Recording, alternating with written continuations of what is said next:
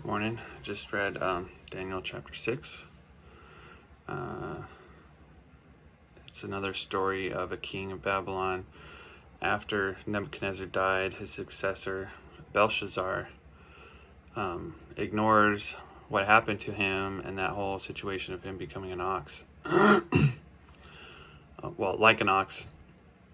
And he just defies God. After a few years of time, he just grows prideful and starts drinking wine out of the sacred vessels that were taken from Jerusalem. Open defiance to God.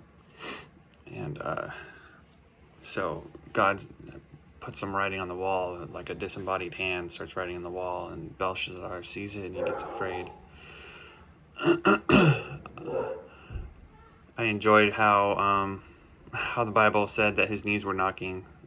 His joints were loosened and his knees smote one against the other. There's great literature there.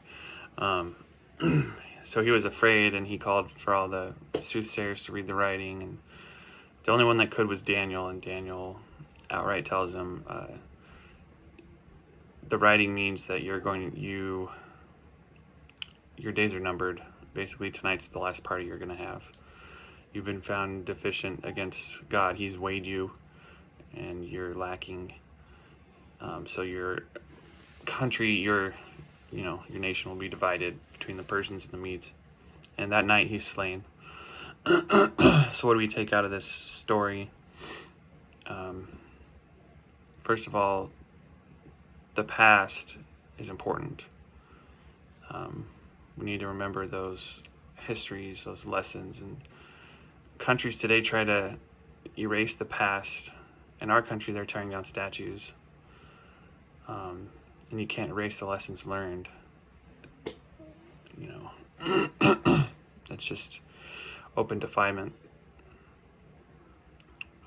It leads to destruction.